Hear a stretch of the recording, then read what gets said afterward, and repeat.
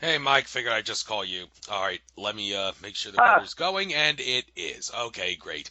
So let's not worry about why you were late and all. It's not important right now. Let's just get right to the show. We don't have to go a full 2 hours, but 2 hours is the max.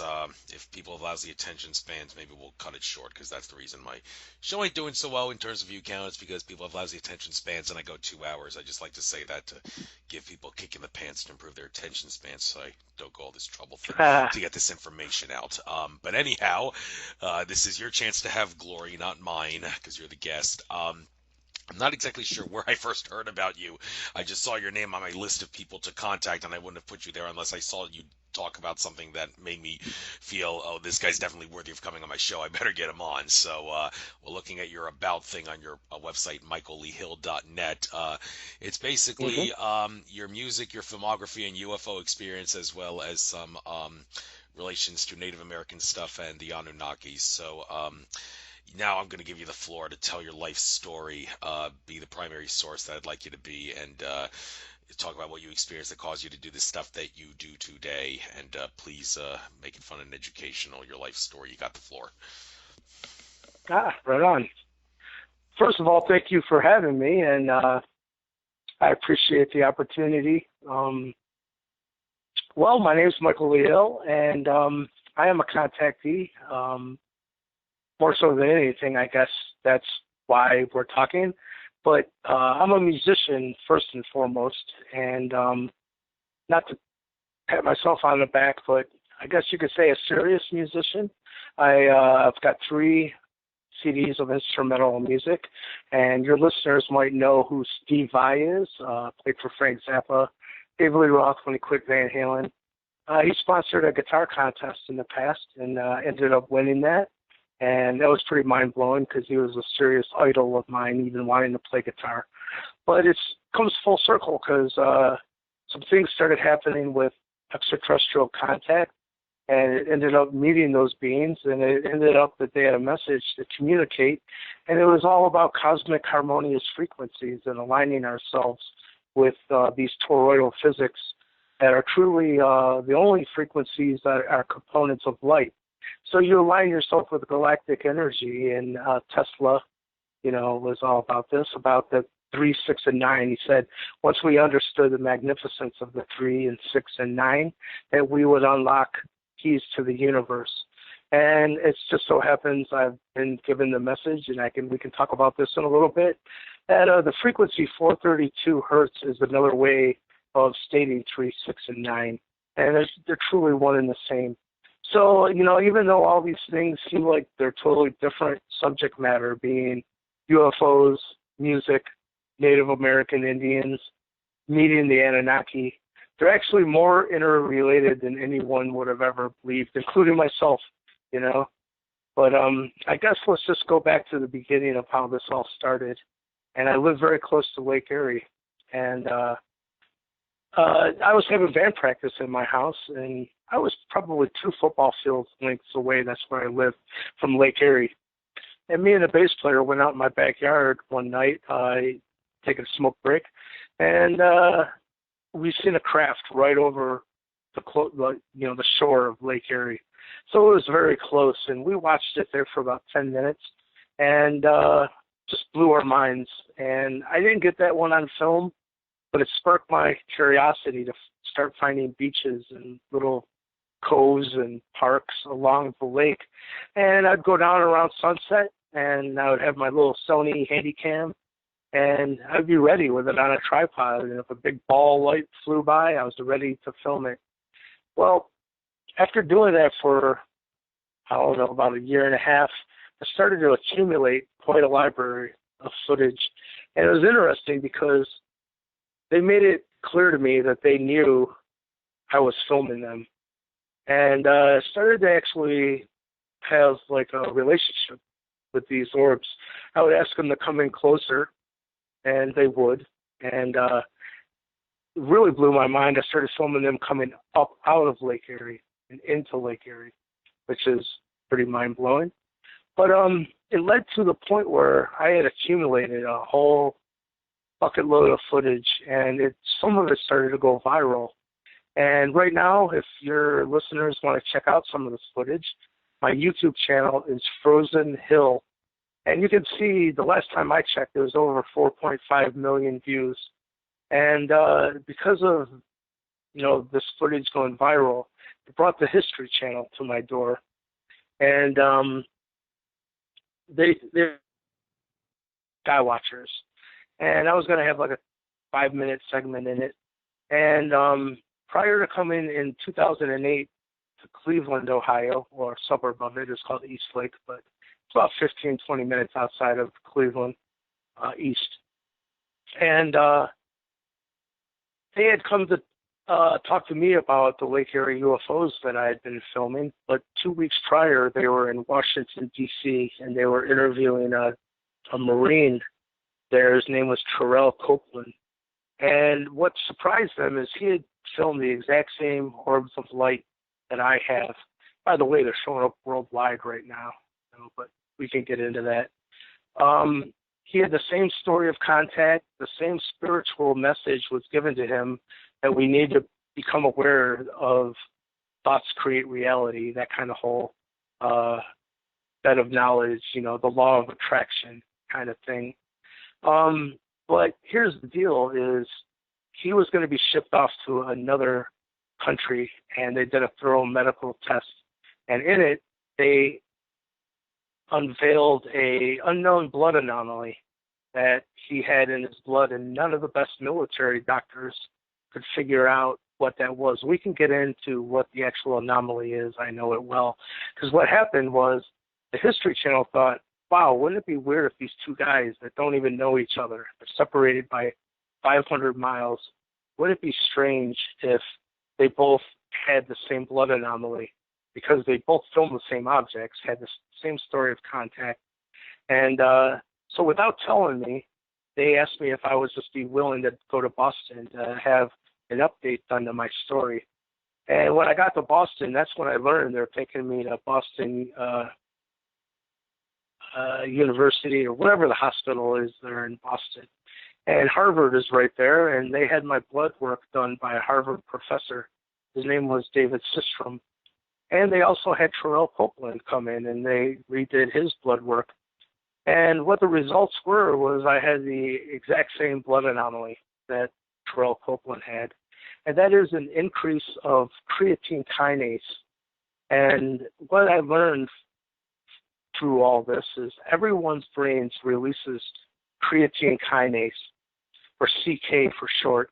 And what CK, the enzyme CK does, is it brings oxygen into the bloodstream to facilitate healing. So if you've had a ripped up muscle, or you've had a heart attack, or some kind of brain aneurysm, that your brain will release more CK because it brings more oxygen to that damaged area to facilitate healing.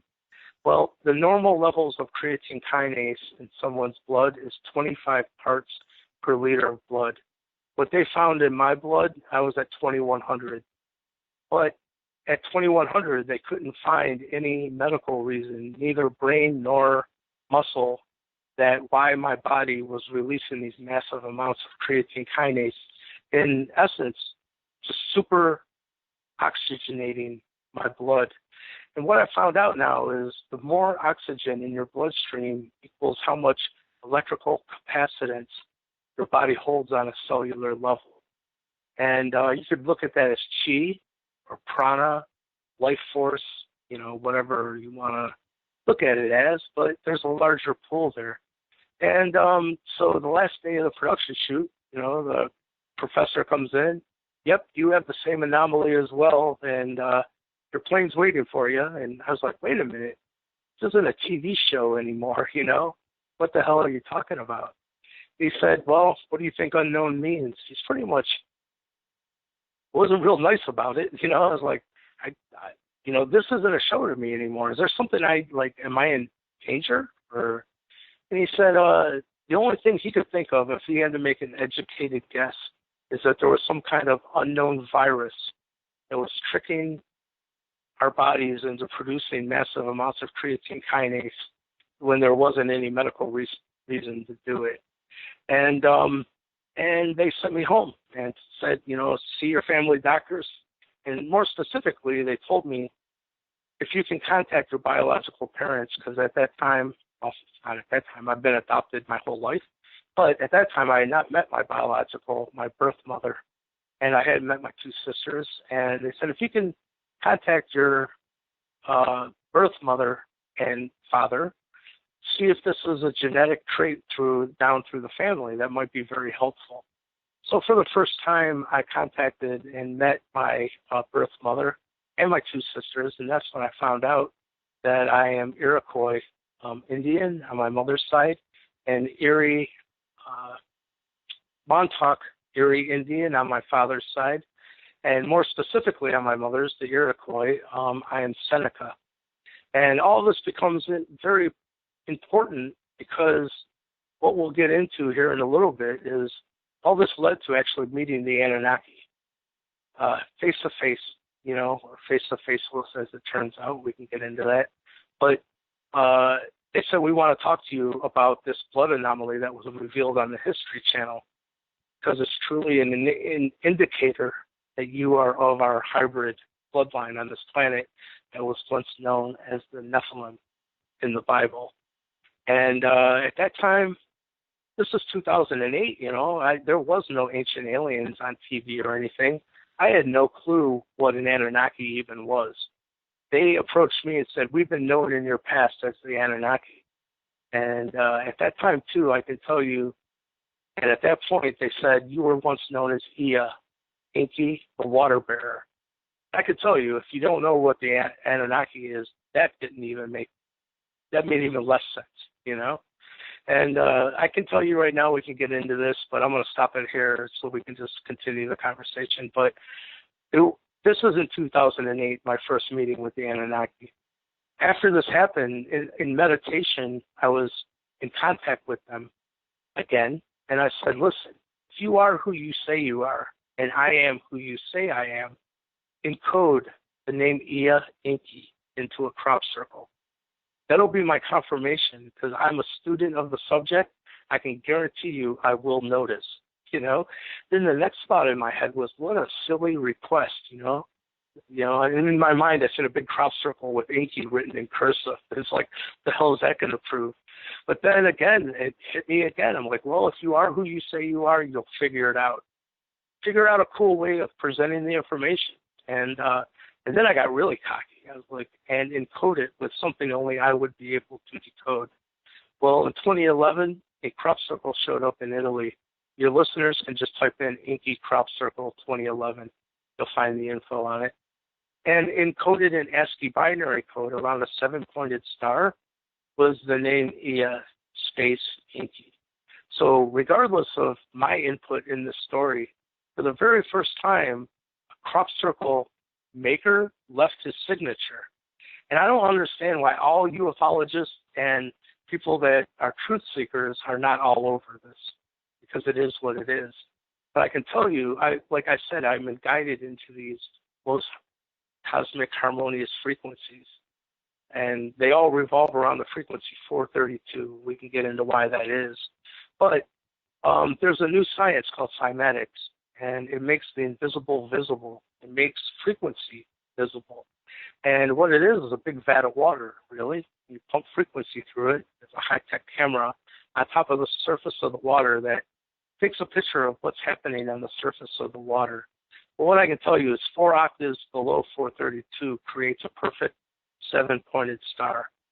So it's interesting when you find out the 7-pointed star is what the world map in Babylon that sits in a museum right now is on a 7-pointed star. And that's Anunnaki, Babylon, Babylonia. It's totally tied to the Anunnaki. And then it's really interesting because you find out that the Anunnaki had a hybrid bloodline on this planet known as the Nephilim, and the oldest Nephilim bloodline comes in through the Native American Indians. So I really want to get into this point because so many people have thrown the Anunnaki and the Nephilim under the proverbial bus. Said these are the people behind all the world's elitists and secret societies and the Illuminati and the Skull and Bones. And these are the people who have enslaved humanity. When you find out the oldest Nephilim bloodline comes in through the Native American Indians, well, that throws everything upside down. You know, if any race on this planet has been abused by this evil machinery, which is the New World Order, it's the Native American Indians. The largest genocide on this planet that's ever been committed was against the Native American Indians in the formation of America. But I'm going to stop right there because that'll give us a basis of some things to talk about. Very, very interesting there. And you talk about how they told you that you used to be Ia or Enki, and I was just at getting back home from the Conscious Life Expo this weekend in Los Angeles, and one of the speakers that I saw was someone who actually said that she was an Anunnaki in a past life. I think she said she was Ninharseg, if I'm pronouncing that correctly. I've read Zachariah Sitchin's first 3 books. I should know the pronunciations of these, but it's funny that I'm now seeing 2 different. That would be my sister. Really? Oh. Yeah, because in the Anunnaki telling, you know, people always attribute myself as the chief scientist who did the genetic work that tweaked the primate Earth embryo that became Homo sapien. But the truth of the matter is, it was me and my sister was the true genius. And as usual, I was just kind of riding her coattails and sitting back drinking a beer, I guess. But yeah, it's interesting. She has many facets right here on this planet right now. And I've met another one of them, and we've become dear friends, and it's nice to know her. Because I heard that a lot of the Anunnaki have 12 different simultaneous incarnations on this planet right now. So it's not unusual to meet them in different physical vessels, so to speak. But anyhow, this is something I did not know, that she was known as Kuan Yin. And Kuan Yin, I believe, is a more Oriental. I don't even know much. Your listeners probably know more about Kuan Yin than I do. But she told me Inky's sister further down the timeline, because we've all been known throughout history by many different names. I found out a bazillion that I've been known as, by the way. If you're interested, we can get into that. But I personally did not know that my sister from Sumer and the Anunnaki connection is Kuan Yin. So there you have it. Yes, thank you. And I asked this woman who was Ninharseg in a past life about if she had anything to say about what Robert Stanley talks about. Robert Stanley has caused a bit of an uproar with his assertion, and he backs this assertion by his own personal experience, that the real head honcho behind the Archon control system is Enki, and that flies in the face of the claim made by those who believe in Zachariah Sitchin that Enlil's the bad guy and Enki is the good guy. And that's bullshit. I don't know where the dude's coming from, but between me and you, because Holy Grail Sangreal bloodline, which is the Atlantean bloodline, we can get into that, comes in through the Native American Indians. I've met my brother Enlil, known as Yahweh, and he is the chief right now of the Dakota Native American Indians. He's been on Ancient Aliens already. I don't want to say too much, but his work is also in the Smithsonian. But Spirit had led me to the point that knowing this is Yahweh, this is Enlil, my brother. So we were both, he and I were in a truck together at a recent Star Knowledge conference, which is all the Native American Indian elders of all the different, Mayan, Aztec, Zuni, I'm Seneca, he's Dakota. All the representatives, the chiefs, elders, and grandmothers have got permission to start sharing what they've learned from star beings for thousands of years. But anyhow, I said, Spirit's led me to the information or the knowledge that you are Enlil, Ia, my brother. Am I off base? He said, no, I've done some pretty messed up things. I said, well, haven't we all? And he said, no one knows who Yahweh or Enlil even is anymore, so I just go by Chief. And I know what you're talking about with this dude. I can tell you, I've seen infiltrated by the dark. I hate to be that blunt because it's not true.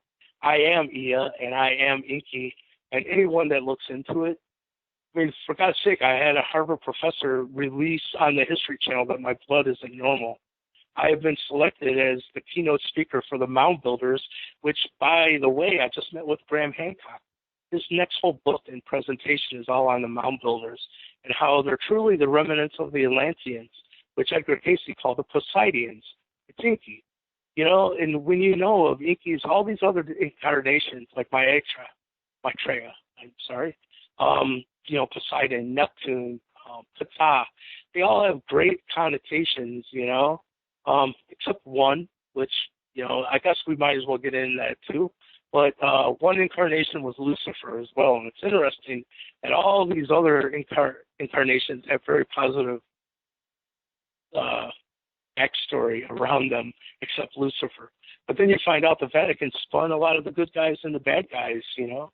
I don't know if you know this, but the Pope just came forward and said, you know what, sorry about that 2,000 years of saying Mary Magdalene is a prostitute and a whore. We just realized through some new texts that she was the apostle of apostles and understood what Jesus was teaching more than anyone. And they now have a new Saints' Day dedicated to Mary Magdalene.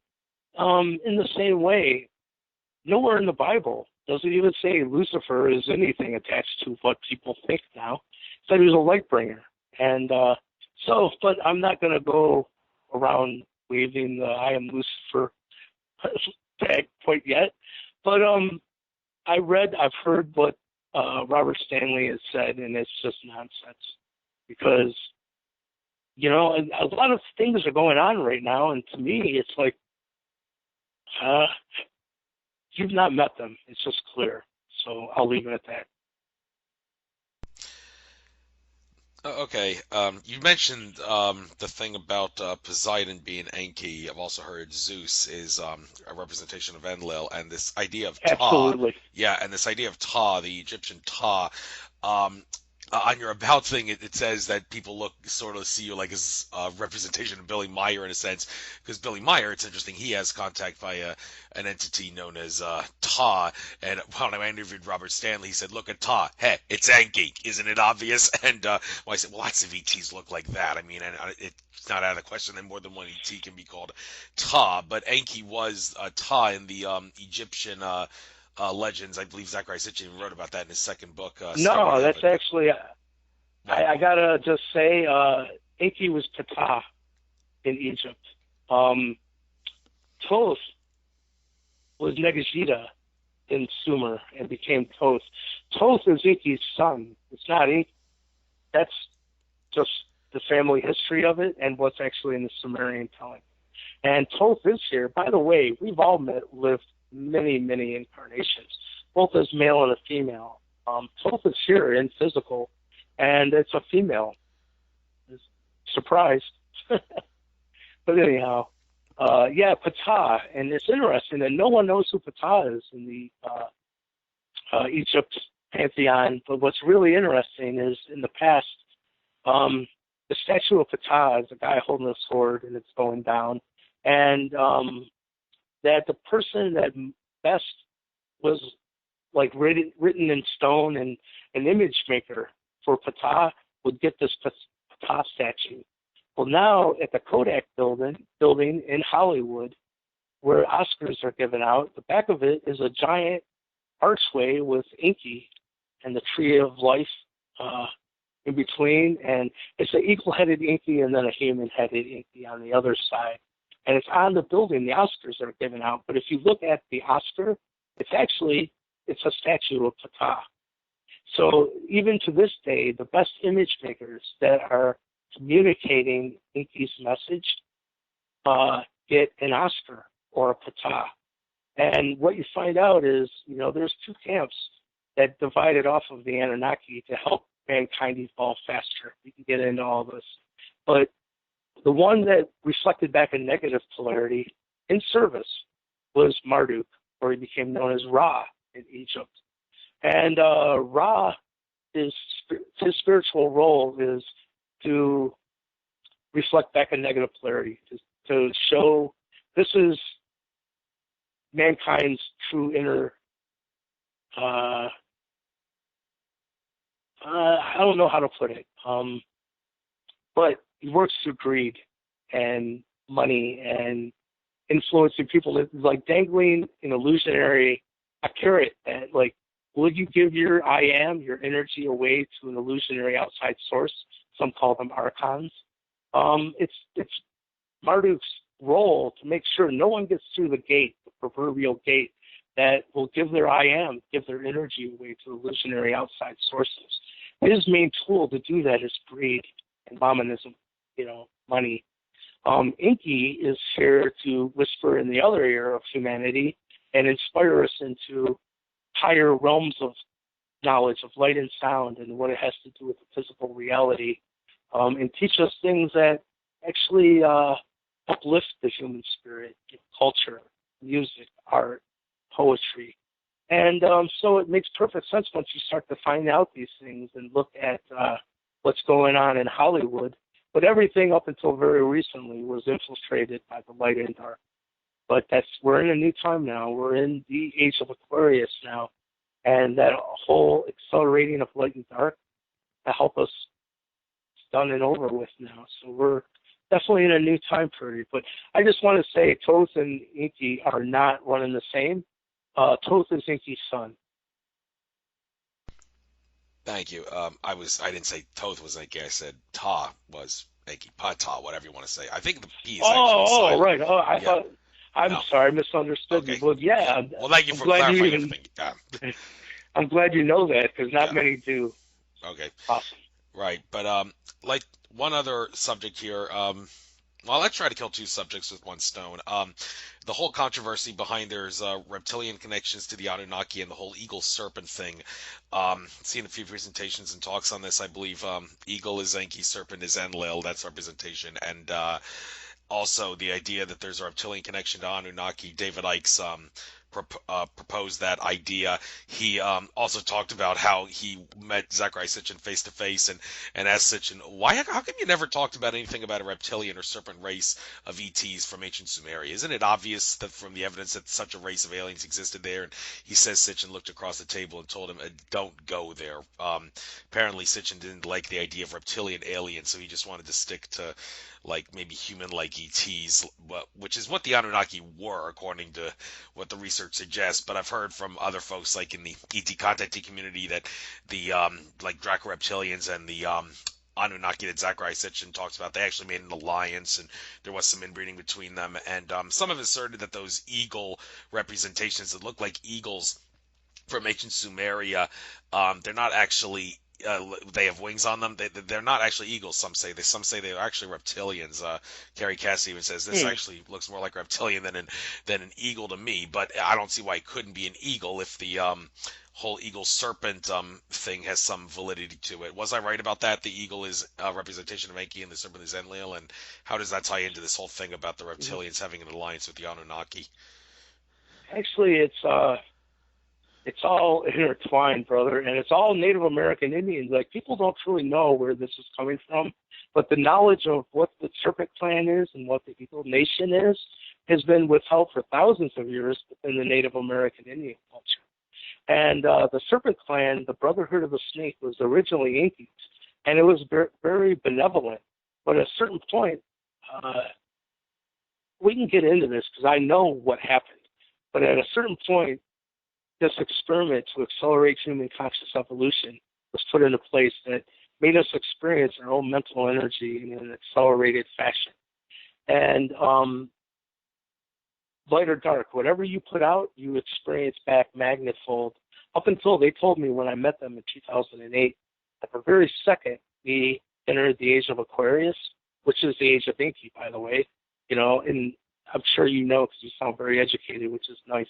But Inky was always depicted with either water erupting out of his shoulders or he's carrying a bucket or a pitcher of water, signifying he was the water carrier or water bearer.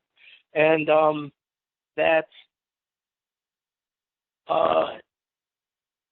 so when this experiment happened to accelerate human conscious evolution, the Serpent Clan with the Native American Indians is Incas.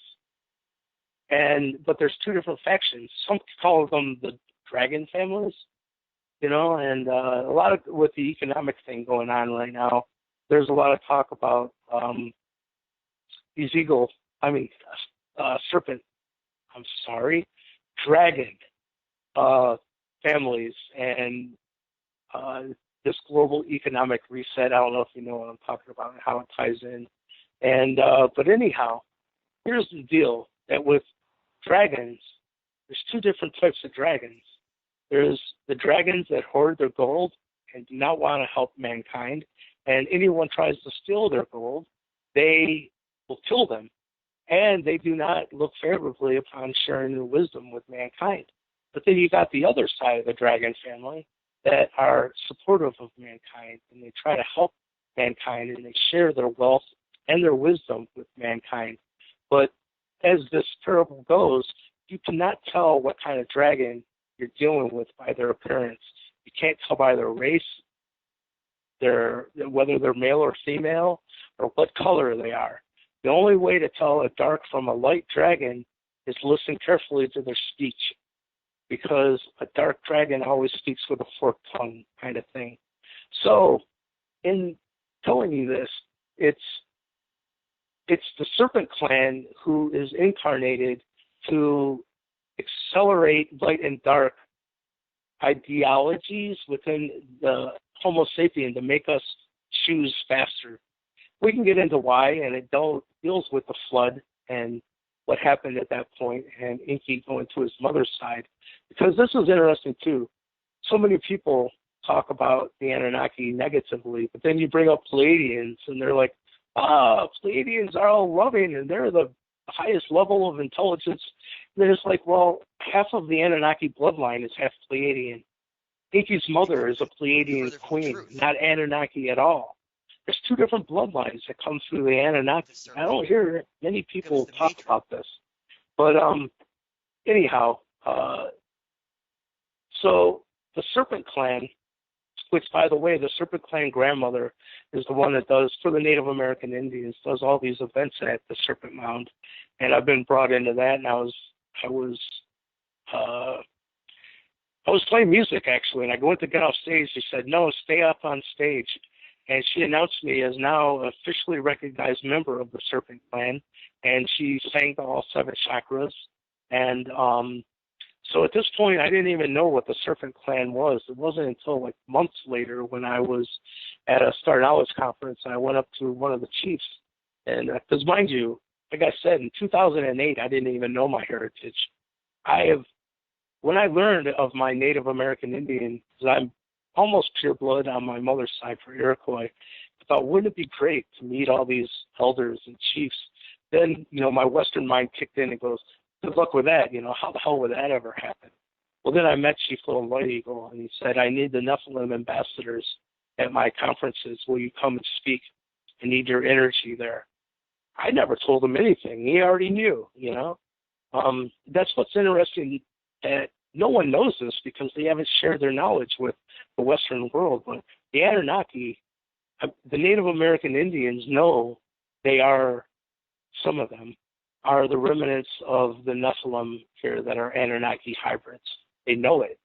And they also know, one of the grandmothers contacted me and said, we're so glad that you are revealing what you're revealing regarding the mound builders, because in 5,000 years of written history of the Sioux and 10,000 years of oral history, we know that the mound builders are the remnants of the Atlanteans, or the Poseidons, as Edgar Casey called it. And by the way, this was interesting too, because everyone knows about Edgar Casey and how he had prophecy of the Hall of Records under the Sphinx's paw. And but not a lot of people know he also said what happened to the Atlanteans. He said there's 3 breakups of Atlantis, not one. And the last one was 50,000 years ago. The middle one was 27,000 years ago, and that correlates to the biblical flood, the crustal displacement, pole shift. And then 10,500 years ago was the final earth change that sunk Atlantis. The first 2 times they went to the right, and they into the Basque area and European. So some of those bloodlines are haplogroup X, and that is the bloodline that is the telltale. But 10,500 years ago, the elders who stayed behind with the sinking ship went to the left for the first time and came up into the bottom of the North American continent, and they met the Mayans first. The Mayans will even say, this big white dude, Cody Colossal, showed up and showed us how to make pyramids and showed us the Mayan calendar. But this experiment to accelerate human conscious evolution was well underway. And if that was 27,000 years ago, that was the beginning of the experiment, by the way. If we're talking only 10,000 years ago, this experiment to accelerate light and dark was well underway. And they told me themselves they were horrified at what kind of darkness was right under this thin veneer of civilization for humanity. It was not hard to get a human to accept that dangling a carrot in front of them, their face, to, even in the brainwashing of these elitists, that, for some reason you are the chosen and all the rest of us are cattle. That's bullshit. That is a dark ploy to see if a human will take the bait, and they did. And they won't evolve up out of this until they get it, I can tell you that. But we all get as many times as we need, I guess. Thank you. Okay, so it must have been Chief Golden Light Eagles 1111 conference where I heard you or saw you. So, okay, that answers my question. Okay. But anyhow, yes. I was mistaken. It was actually Enlil that is the eagle and Enki that is represented by the serpent. And that makes sense considering that one guy was talking about... I was given eagle status. Yeah, because that's exactly what it is. Yeah. Eagle status to the Native American Indians, they wouldn't call it Christ consciousness. Yeah. But the eagle is the only bird that flies above the storm. All other birds will go and seek shelter under the storm. The eagle is the only one that will go above it and see the bigger picture kind of thing. So to them, Christ consciousness, or that's what the rainbow is. A lot of people are now getting hip to the rainbow warrior prophecy, but no one really truly knows what the rainbow status is to the Native American Indians. I did. But one of the grandmothers came up to me. She said, "You are the rainbow we've been waiting for."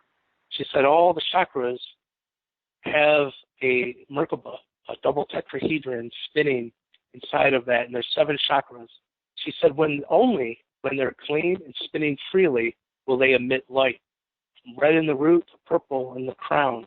And she said to those of us that have the gift of sight, those individuals that have cleared their chakras have become the whirling rainbow. So the rainbow warrior prophecy, I love it because it doesn't exclude anyone. It's not about religion. It's not excluding male or female or no matter what race you are or anything. Once you clear your chakras, each one, and get it spinning freely, you become the rainbow. Literally. Isn't that cool? Yeah, that is cool. And of course, the middle color, green, that's the one, I guess you really want to focus on. And a lot of green will bring a lot of love. I know that because after the Eagles won the Super Bowl this year, I was at that parade and there was green everywhere. And even though people were drunk and stoned on pot, everybody was so friendly and all because all that green activated their heart chakras. And I think that that Super Bowl victory is going to bring the spirit of 1776 back to America because the Patriots were like the evil British Empire, lousy lions, stinking, cheating. Yeah, that's what they were. So yeah, that's something everybody can. Yeah, and it is. Just so you know, too, what the Native American Indians believe, and the Tibetan monks, by the way, they have the exact same ideology of obtaining the rainbow body. Which, when you learn about Tibetan monks and what they do with their meditation and stuff, it is spiritual meditation and visualization techniques to clear their chakras. When they're done, they obtain the rainbow body. What the Native American Indians communicated to me is Chief Blue Star Eagle said that now that I've been given my spiritual name, Rainbow Warrior, that was given to me by the Eagle Nation, which is the Anunnaki, that when I pray under my spiritual name, Rainbow Warrior, that my prayers will go to Source with great enthusiasm. That's his own words. How I was told is, Spirit is smarter than to grant any extra manifestation ability to anyone who has not cleaned their 7 chakras. Because even if 6 of them were bright and lit up, but one point of that 7-pointed star, all your chakras, is dim because you have not process that shadow of thought forms of fear and doubt and bullshit, what do you think you're going to go and manifest if you're granted all of a sudden extra manifestation ability? You're going to go right to what you haven't cleared yet, and it's going to be horrible for you. And so no extra manifestation ability on a spiritual level for any human is ever given until you've cleaned your chakras. I'm just relaying info. Glad you made that clear to everybody. I'm not even going to get into what George Kavasilis says about how chakras are so 3D. It's not worth obsessing about them, because that's a whole new can of worms that we can discuss on another show. I got other things I want to talk about with you. Right on. And also, okay, which Anunnaki we're talking about? I presume you mean the ones like that Sitchin talks about, but the Anunnaki, that term really refers to, I mentioned George Kavasilis. He made it clear in my interview with him that Anunnaki is a mishmash, a hodgepodge of different entities that are best defined as the children of a universal geneticist entity known as Anu, and the Anunnaki from Nibiru are just one faction, sub-faction of that. Does that make sense? Yes and no, because there's one very specific family that I'm talking about, and race, and they become known as the Anunnaki here, but that's not what they call themselves. That's our word for them. Nibiru means planet of crossing, and Anunnaki means those from the heavens that came to the earth. Something similar. They have told me that they consider their planet, which was it's good to talk to you because I can tell you're enlightened on the subject. In 2016, our scientists revealed the reality of Planet X to the world in January. It said our scientists now know there's another large body. These beings said that is their home planet, and they call that planet the Sa'ami, 3 syllables. And the people of the Sa'ami are the Sa'amai. And for the Sa'amai, translated to the Western culture, is just Sam. So, as you might not know this yet, but during this time, right after I was on the History Channel, I was contacted by the head of the NSA remote viewing and reverse engineering faction and brought into the fold. And I worked with him from 2008 till 2013 when he was taken out by the transhumanists. We can get into that. But so when you're working with them, they'll tell you that they don't use the word Anunnaki. It's Sam. They'll say, beware, this group that's approaching you are not all Sam. Some of them are other races. Things like that, he would say. The Sam, their ruler of that planet, was named Anu. And his son was Ea. And, people might not know, I'm sure you do, that Inky and Enlil are actually titles. They're not names. But it is that family, and there is other races, because like I said, not a lot of people know that the Anunnaki, half of the bloodline is half Pleiadian.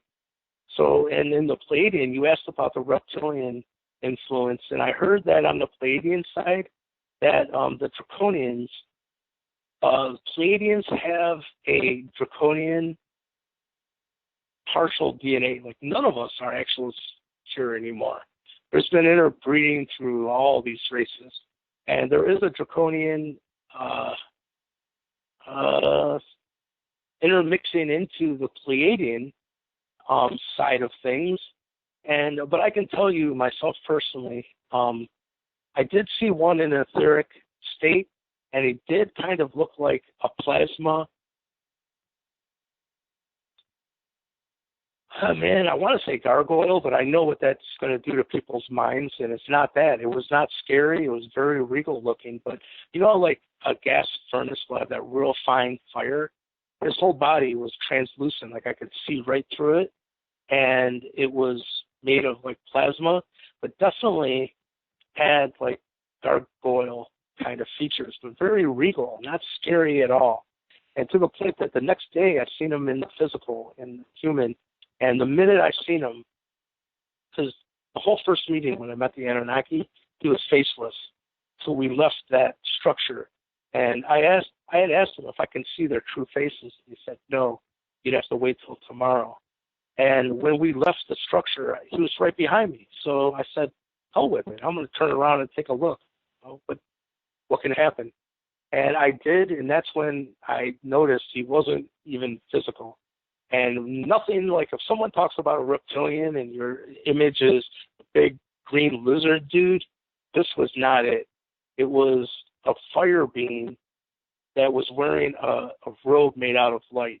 For the Mormons, called a coat of many colors. But it was a robe, and it was actually made of light. And he was. But any other time that I've ever met them, they have not appeared reptilian whatsoever. They don't appear like that to me. So that's all I can say on the subject. Okay, fair enough. If that's all you can say. Yeah. But in regards to trying to draw connections between these terms, subject that always makes for good conversation, I think. How do you, when and where can you use the terms, and when can they be used indistinguishably? Nephilim, Elohim, and Anunnaki. And anybody who studies Zechariah Sitchin's work, and I've again read his first 3 books, knows that he says those 3 terms can actually be used interchangeably. However, he does stress that not all Elohim are Anunnaki and vice versa, not all Nephilim are Elohim and vice versa, not all Anunnaki are Nephilim and vice versa. So why don't Yeah. whatever you know about this subject, go ahead. You got the floor. Clarify the confusion. Right on. From what I understand, the Elohim are the Anunnaki, but the Anunnaki are not all Anunnaki. As we said, there's Pleiadian blood running through the Anunnaki family tree now.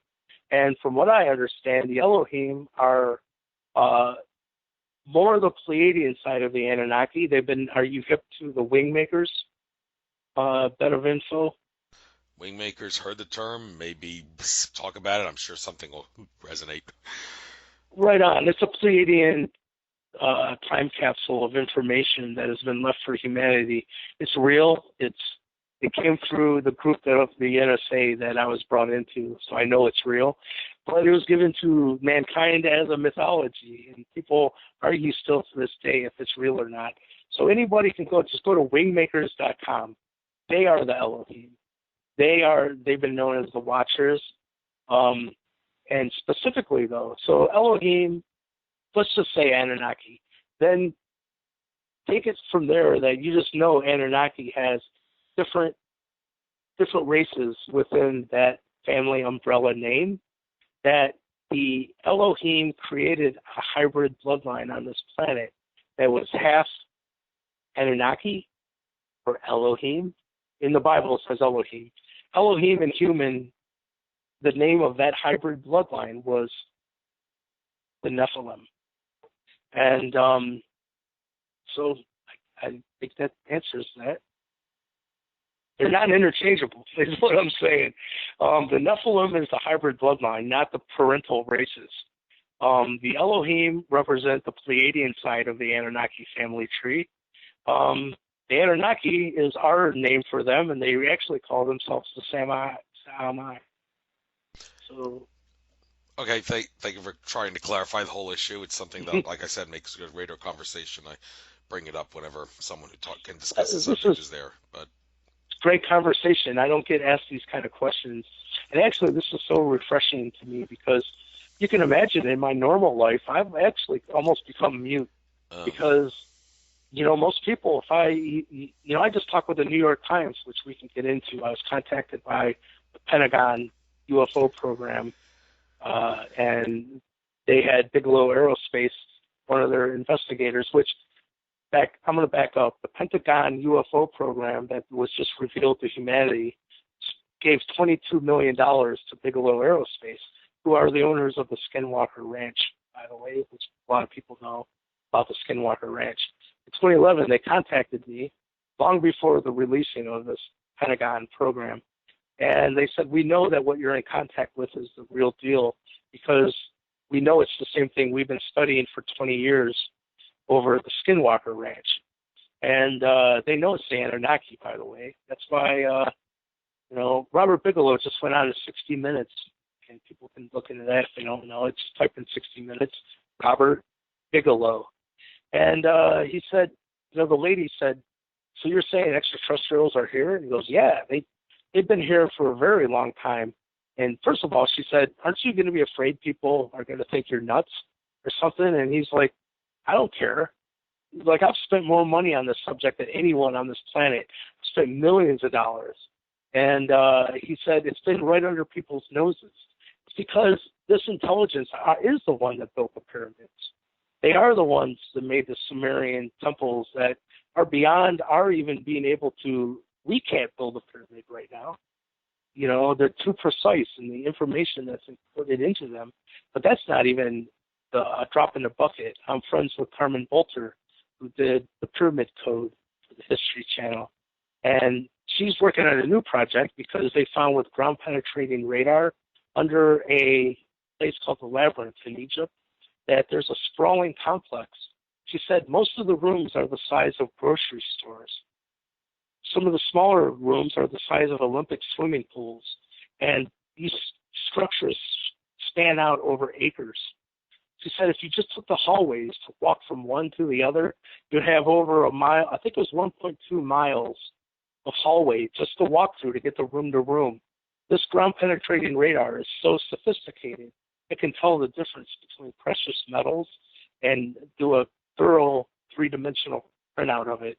She said that they know these rooms are filled with nothing but gold and artifacts. But that's at 60 foot. At 110 foot is a whole nother complex that mirrors the 60-foot level, but there's no hallway that goes from 60 to 110 foot. And that one is also filled with gold and artifacts. And she said that these scientists now that are looking at this don't ever believe it was above ground. So the reason I'm even bringing this up is right now they're looking for rights to excavate it.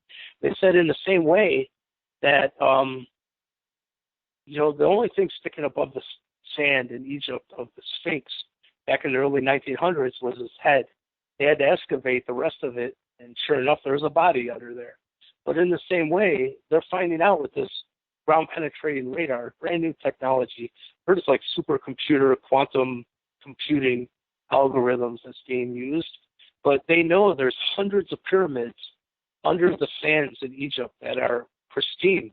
Those pyramids have never had the outer casings ripped off of them like we did to rip the granite, like that was made to the tolerance of a mirror that cased those pyramids in Egypt.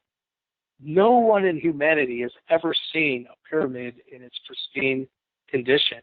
And all they need to do is start excavating this stuff. I joke around. I said, it's just going to, the Anunnaki is going to come in with their Anunnaki sand suckers, you know. But anyhow, that's a joke. Someone's going to have some explaining to do. And to me, you know, because of the work with the NSA, and they know I'm EA, by the way, obviously that's the reason any of this is working. I was brought into a meeting with the elite and stuff. They wanted to talk about First Contact and actually why my show for Spike TV that I filmed with them in 2012 was not allowed to be aired. And I was working at a conference called the Pythagoras Conference. And all those things were shut down because the head of this program for the remote viewers and the reverse engineering technology department for the NSA, this is the ones that were funding these secret space programs that Corey Goode and David Wilcock. You know, everyone is so wrapped up right now into the secret space program. It's like, well, where do you think they're getting? Isn't it more interesting? Where's the technology coming from? These are the people. So because they shut down my Spike TV show, he made them explain to me why. Now, I can tell you in a nutshell is I was brought into like a internet kind of Skype business meeting software where there's like 8 different people on the screen. And first of all, they said that the reason that this information has been withheld from humanity for the last 25 years was it leads straight to unlimited free energy. They said that to us, it sounds like, by the way, I'm going to digress here. I'm not saying I agree with what they said. I'm just communicating what I was told because I think it's fascinating. They said that it's Pandora's box. It's a great equalizer. That once unlimited free energy is released on a planet, there's no one on the planet that will not have access to unlimited free energy. They said, what do you think someone that has the mindset that they would take a woman that's been rumored to have an affair, and they take her to the middle of the city or the village and they stone her to death. These, Middle Eastern terrorists who would make a suitcase bomb, what do you think that they're going to do with their unlimited free energy? So they said pretty much it's been withheld from humanity because they fear the misuse of it. And by the way, they said it doesn't take alien intervention. There's smart people like Tesla, Nikola Tesla, that's already figured it out. But they said how it ties into the UFO subject or extraterrestrial intelligence is as soon as people realize we're not alone, the next question is, well, how are they getting from point A to point B? That leads to their propulsion systems. That leads to unlimited free energy. And point blank, they just said, we're not prepared to release this to humanity. We think it'll be misused. And they said, plus a lot of their research had stated that fundamentalist religion was going to freak out and have the carpet pulled out from under their belief system. And first of all, I got to be honest, I never thought about that. What would those that would misuse it do? Never even thought about it. But I did think, I told them, I said, since we're all in agreement here that there's higher levels of intelligence that we could be discussing this, because any race that is very advanced would have had to get through the same stage of evolution. If they didn't evolve spiritually as quick as they grew technologically, they'll probably self-implode. I said, why don't we talk to some of these races that made it and see how they did it? Definitely don't want to talk to Trump. Don't want to talk to Putin. Let's talk to the Pleiadians or something. And beyond that, I said, and why don't we release the reality of this intelligence in human history's past first? That should alleviate a lot of the fear, because once people know these were the people that built the pyramids, and if they meant us harm, we wouldn't be talking right now. I think it might alleviate a lot of it. And not only that, I can prove now that they've been trying to drip feed us into understanding these cosmic harmonious frequencies and aligning ourselves with galactic toroidal physics of how energy truly works. And Tesla was on this as well. And they've encoded this, since it is the 432 frequency, for instance, right out of Sumeria, we had this functioning form of culture, whether it was law or mathematics or timekeeping. So timekeeping, they've given us this idea of dividing or multiplying whole units by 12, whether it's 12 inches in a foot, 12 hours in a day, 12 apostles, 12 days of Christmas, 12, 12, 12, 12. So take the 12 hours a day and 12 hours a night. Just get your calculator out and see how many seconds is in 12 hours. It's 43,200. It's 432. When you look at the Sumerian king list of how long some of those kings had their reign of rulership, whatever you want to look at it, some of them are 432,000 years long. What I am here to prove as well is all octaves, like Pythagoras is the one that, it's easy math. If you want to find the lower octave of 432, because let's say you got a piano in front of you, middle A note is tuned properly. You got that middle A note above C, which is where everything, our standard tuning is right now. That's the note everything syncs up to. Right now it's 440 hertz. Should be 432. We can get into why. But to find a lower octave or higher, you just divide by 2 or multiply by 2. So just because you got your middle note on a piano tuned at A note, the 432, there's still a lower A note. Then there's a whole nother octave lower as you go down to the left. It's very easy. You just divide by 2. So the actual precise frequency of the lower octave of A equals 432 is 216. And then it's 108, which 108 is interesting. The Tibetan monks have 108 beads on their prayer bracelets, and a lot of their mantras they will repeat 108 times. And that's 2 octaves. below 432. Then it's 54, and it's 27. And that 27 hertz, 4 octaves below 432, as I said, when it's put through a scientific cymatic device, creates a perfect 7-pointed star. It's all 432 based. But what I want to tell you is now, fast forward in time into the mound builder culture, what is going to be revealed to the planet very soon is 432 based mathematics and physics is actually encoded into the actual layout and dimensions and blueprint of these ancient mound builder sites like Cahokia and St. Louis and Newark earthworks. And then what I mean is that one wall will be 1,080 feet long. Another wall will be 2,160 feet long. That's 216 and 108. They are precise octaves of 432, and they're encoded. My whole point with this is there's no doubt that the Anunnaki, whatever we want to call them, has been guiding us into unlimited free energy, drip feeding us. If they meant us harm and they were this evil group, why would they be doing that? So it's very important to me, and my suggestion to these elitists were, if you're afraid of how the religious fundamentalist is going to respond to this information, reveal their reality in the past first. So it's interesting. That's what I'm seeing happening right now, like in Antarctica and under the sands in Egypt. All these things, and with Graham Hancock coming. I told him, I said, to me, I feel like you're the Calvary showing up for this subject matter of proving, because what's interesting is, you know, this group of people have been, the largest genocide on this planet was committed against the Native American Indians, you know? It'll be interesting for people to realize who they truly are.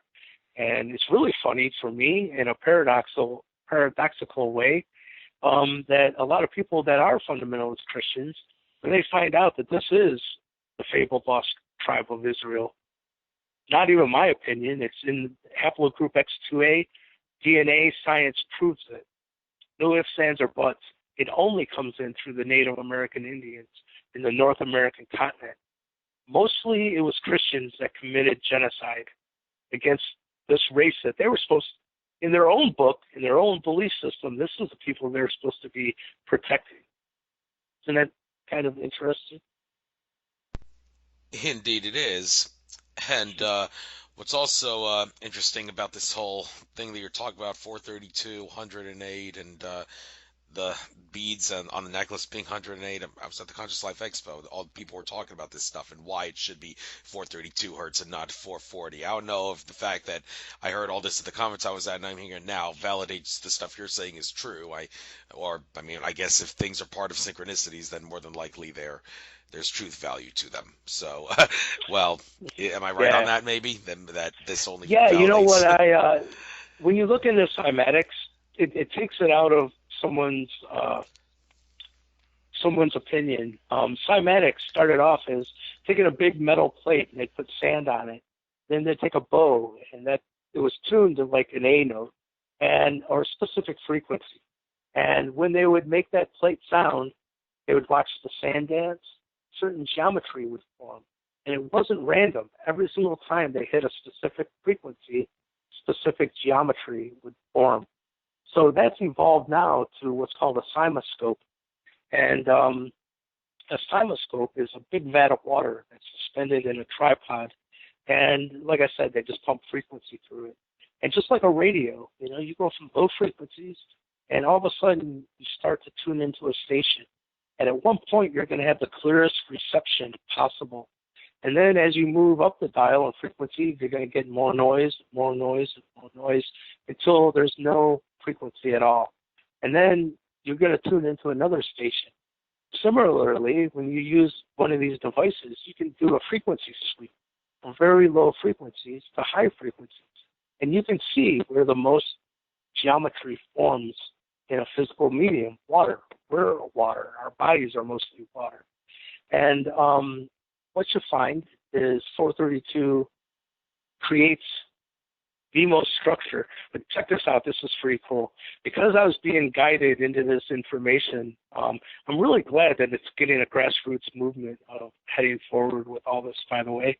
But I was getting guided into this. So I'm a musician, like I said, and I recorded my A guitar note through my Joe Satriani amplifier, and which has a real nice distortion, you know, like Eddie Van Halen kind of sound. And I was meticulous about making sure it was tuned to 432. Well, I hired those scientists to image this 20-second sound file of my guitar tuned properly. Once I had them do the work, I got, his name's Thomas Reed, and he's the CEO of CymaScope. He said, you know, we've used this technology to image everything. We've used it to image dolphin. You know, they're making a dolphin language translation stuff. They've sampled every single frequency. He said, we've never encountered the kind of dimensionality and complexity in this signal that you sent us. And they think it was because it was from the electric rock guitar amp. It's just funny. He said, you know, rock guitar amps are really the only things that you still use tubes, vacuum tubes, because it's a big part in getting that nice, crunchy, Hendrixy, you know, Angus Young, Eddie Van Halen, that grunge to your guitar is done through tubes. So these scientists, the only thing that they could figure out was the tubes were doing something very specific to the frequency to create dimensionality unlike anything that they'd ever seen. I'm so proud of that image because instantly Nassim Harriman took it under his wing and released it to this Resonance project, and it's probably the most famous cymatic image now that there even is. Through his releasing of it, it's like over 4,000 likes now, which is pretty cool. But that was the whole basis as well, why I started making these crystal discs and stuff. We can get into that. But yeah, it's very important of, you know, Confucius said, if you want to know the state of any culture, look into the quality of their music. And I don't think he was talking about whether they had people writing Beatles songs, you know. Purity of music is looking into where your instruments are even tuned to. And so it's really interesting because in the past, people of all other cultures, there was someone in the kingdom, it was their job to go out and make sure their instruments were tuned to 432. But what's interesting is it was a Nazi scientist in the 1940s that took us into 440. When you use the same equipment, you put an A equals 440 through a cymatic device, it doesn't create geometry at all. It's actually one of the most disharmonious frequencies that you could actually choose. And that's very interesting. But I know how this sounds, but I'm friends with the Arcturian ambassador on this planet. He said, Michael, you know how the ancients gave us this idea of multiplying and dividing whole units by 12. He said, let's take 440 and divide it by 12, and let's see what we get. He took out his calculator, and you get 36.6666666666666. It goes on for a while, and then there's a 7, and then the pattern stops. But it goes out for about 10 digits of just sixes. And he said, oh, my God. He goes, look at this. It's pretending to be sacred geometry while still being an imposter. Now let's take 432 and divide it by 12 and see what we get. What you get, all your listeners can just get your calculators out and verify this for yourself. 432 divided by 12 is 36. Perfect 36. And what you find out is all 432 based mathematics, those numbers all resolve to 9, meaning 432, 4 plus 3 plus 2 is 9. 216, 2, 1, and 6 is 9. 108, 108 is 9. Lower, 54, 5 and 4 is 9. 27, 9. So when you get 3, 6 is 9, you know, 3, 6, 9, well, that's exactly what Tesla was talking about. It's another way of stating 432. It's really interesting, too, our whole system of counting. When you take 111, add them together, it's 3. 2, 2, 2, 6, 3, 3, 3, 9. 4, 4, 4, 12, 1 and 2 is 3. You know, it just goes on and on and on. It's 369, 369, 369, our whole numbering system. So the point of all this is, and why it's important, is that everyone now is pretty hip to what is sacred geometry. When you know everything from atom to galaxies are using very specific geometry, which is why it's called sacred, you know, meaning Fibonacci sequences and the golden mean, and, you know, and no matter what, everything in physical creation that's made from light and sound is adhering to very specific geometry. It doesn't matter what planet it is or what galaxy. So even with that knowledge, it would probably be a good thing to look into. Well, what frequencies create perfect geometry? And with today's science, we now know it is 432. Thank you for getting into the science behind that. It's very similar to the stuff the speaker at the conference I was at talked about. These pendants and necklaces and things that energy discs that you sell on your website, I guess just you could make a sales pitch out of this for a couple minutes. Just silence the skeptics and show the science behind how these things work. They're not frauds. They're not snake oil salesman kind of things. They're very valid. I'm sure they are from a standpoint of the frequency and the geometry and all. So, which do you recommend, especially for if you had to pick one? Which one would you recommend for people? I would recommend. I call them energy healing discs, and they're quartz crystal discs, and they have the 432 image embedded between the crystal, and then the whole thing has a copper wrap. And what I like to tell people is, because people ask me what they do, and you know what, to be honest with you, I've got to the point of, I don't even try to explain it anymore. I'll go, can I just show you? And I'll go over their crown chakra, and I'll just go in a circular motion about an inch away from their forehead, and that pretty much will do it. It's the effect is non-debatable. Matter of fact, this one girl, I did it, and her eyes almost looked like they had this little twitching, like, you know, and her eyes opened real big, and she goes, I'll buy that. But what I've been told is, since that frequency, the 432 frequency, its actual physical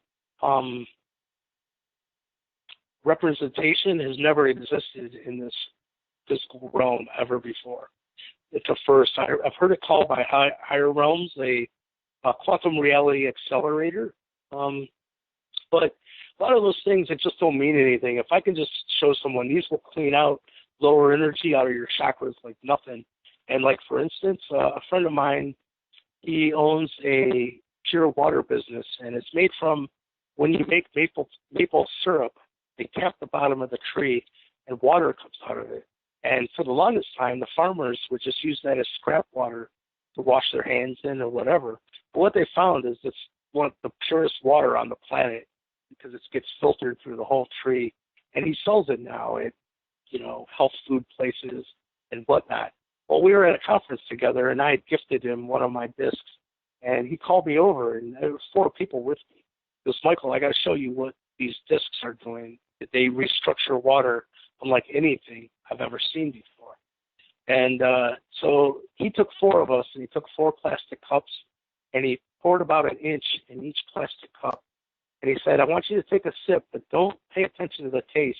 I want you to pay attention to the texture, to like how thick it is. And so he had each one of us take a sip. Then he took our glass, and he just used the disc as a coaster, and he put it on there, and about 5 seconds, that's all it takes.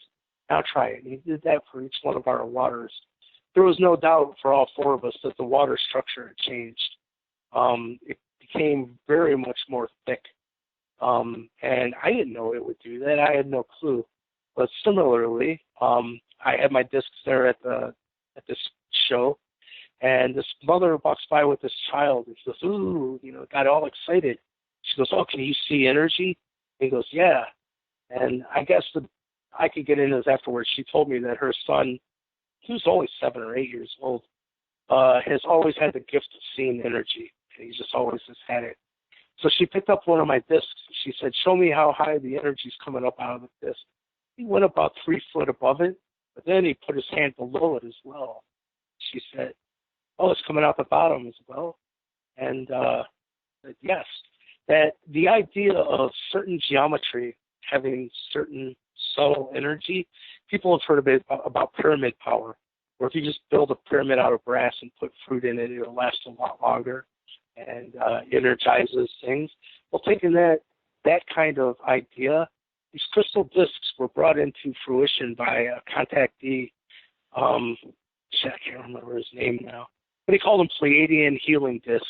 And the idea was the most important thing was the sacred geometry you used inside the crystal, and then the idea was the copper wrap around it would keep any subtle energy in there because it's copper.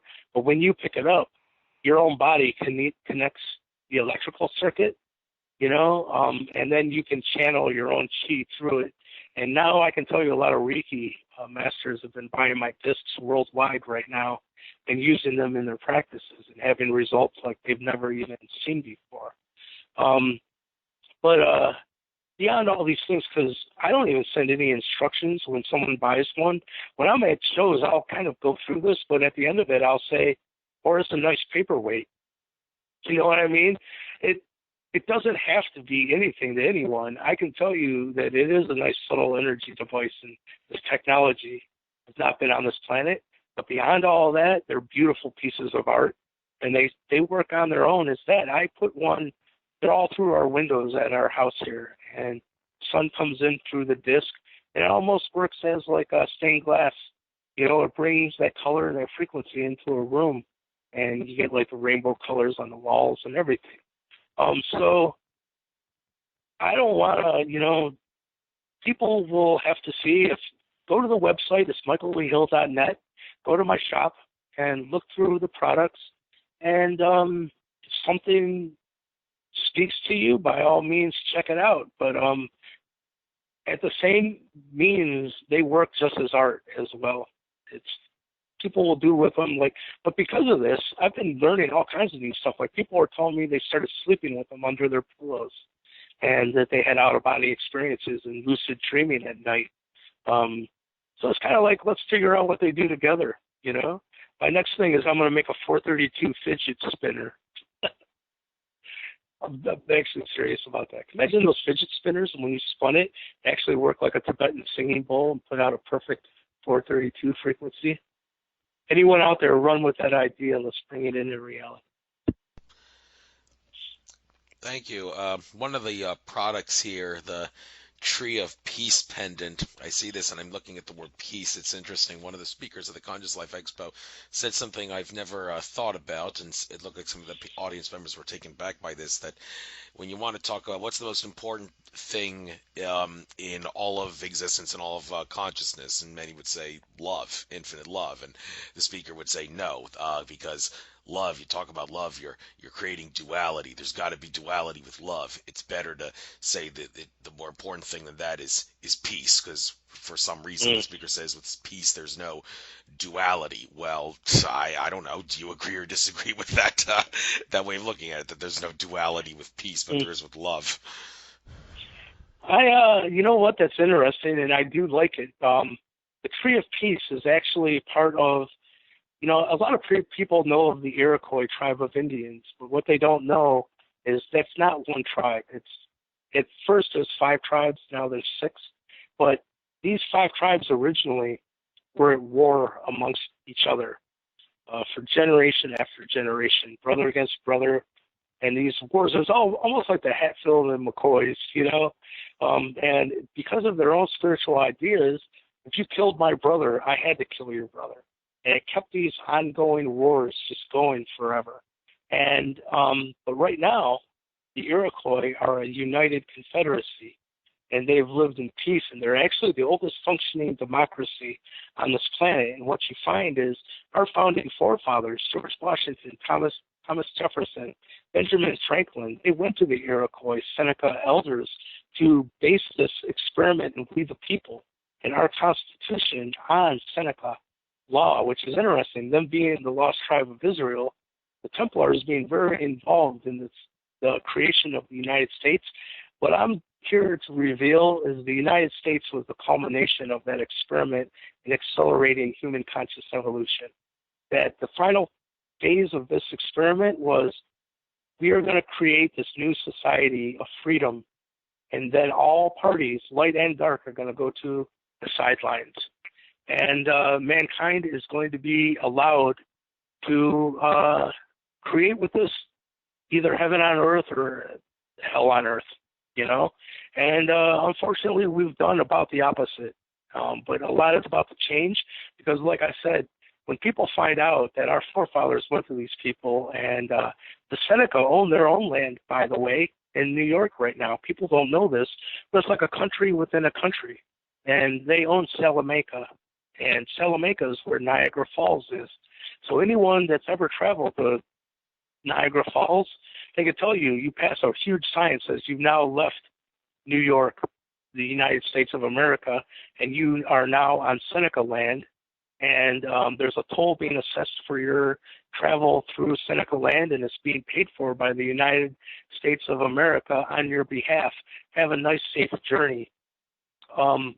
What people will find out is in the late 1990s, that 100-year treaty that, because Salamanca is the only city that's been leased to the United States that's not owned by the United States. That treaty was up in late 1990s. So they had to redo the treaty or give Salamanca back to the Iroquois Seneca Nation. Can you imagine? So at this point, it was decided I believe it was $80 million went to the Seneca, and still to this day, $800,000 is given as the fee now to lease Salamanca back to the Seneca. I think someone damn well knows exactly who the Seneca Iroquois are, meaning they are the lost tribe of Israel, and they are the Atlanteans, and there's no other way. Why do they still own their land? Why hasn't the United States just nuked them? You know what I mean? I think that they know that they can't, but that's a whole other story. Got off on a tangent there. I think I spun out. It's all right. Get off on tangents often. A lot of people do. I want to get back to the Lake Erie UFOs for a moment. We're talking UFO or also USOs, because we're talking about a lake here. Do any of them come out of the water? Both, yes. I filmed them coming up out of the water, and what I found out is they're Merkabas. They're not even what the Bigelow Aerospace investigator told me is, what's going to be a shock to people is these are not UFOs in the way that we think of, like nuts and bolts, metal, a craft. That these are more akin to portals and time travel, he told me. And he had told me about the Skinwalker Ranch, and the reason it's called the Skinwalker Ranch is the Native American Indians would see this orb of light, chariot of fire, come down out of the sky, and they would turn into a biological life form, like a giant wolf or a giant deer or giant anything. And that's why they called them skinwalkers. But this investigator pointed me to the UK Ministry of Defense declassified a whole bunch of UFO documents. And he said, check this one out in particular. And I went and I checked it out, and it said, the real deal are these orbs of light, but the color that you see them is dependent on the frequency at which they're pulsating. And they said in some way they can divide. One can become two, then two become three, and then they can come back together. But in some way that is unknown. This is the UK Ministry of Defense, by the way. It said 3 of these orbs of light can come together and create a giant triangular craft that accounts for these massive triangular craft that's been seen like over Phoenix. So this isn't my opinion. Take what Bigelow Aerospace and the UK Ministry of Defense, when you take this into account, This is an intelligence that can become anything in our physical reality, from technological to biological. And with the Bigelow connection, it's really interesting because John Alexander was, I think, he was a senator who aligned, the way for Bigelow Aerospace's being involved with our federal government. It's John Alexander set all that up.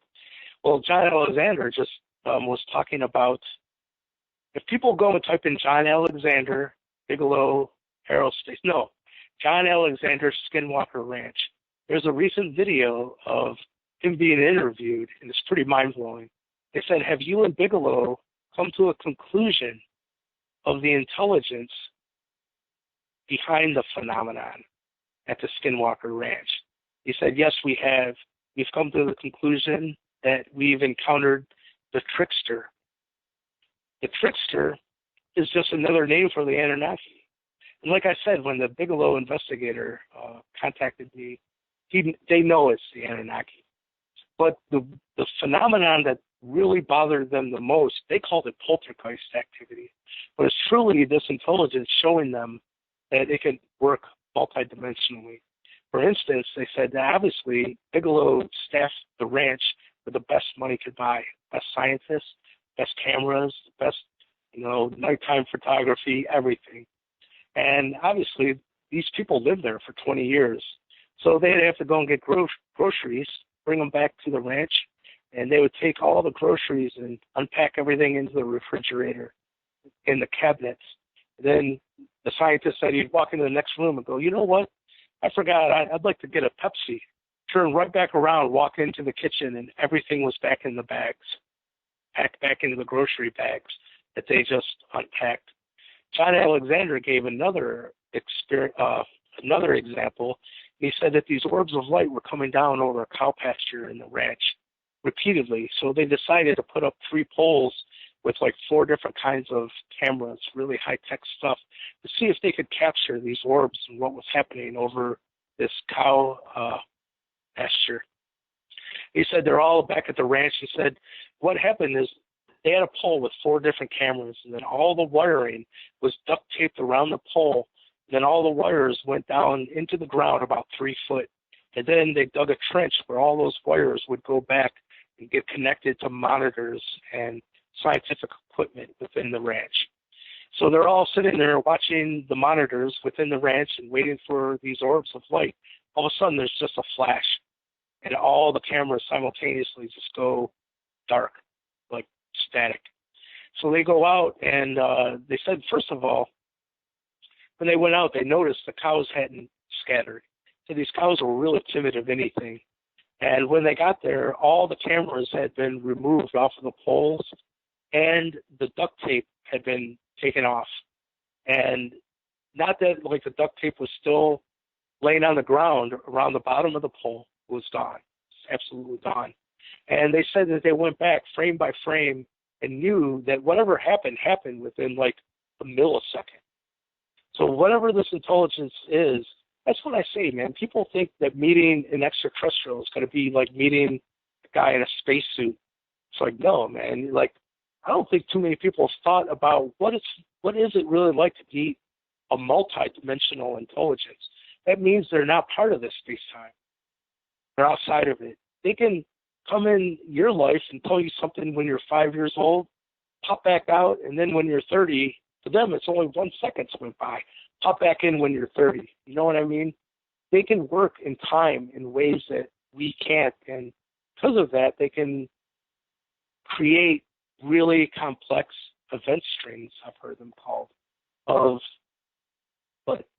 So I just want to bring that up of this whole thing. Everyone talks about the Anunnaki like they're a juvenile race of space teenagers going around creating slaves and screwing hot-looking women they created. What does that have to do with an intelligence that can become anything biological or technological? I think it's like the most common denominator way of presenting this information to humanity. Right, and I'm speaking done. of the... okay, sorry, I was on mute. Speaking of Oh, the... no worries. All right.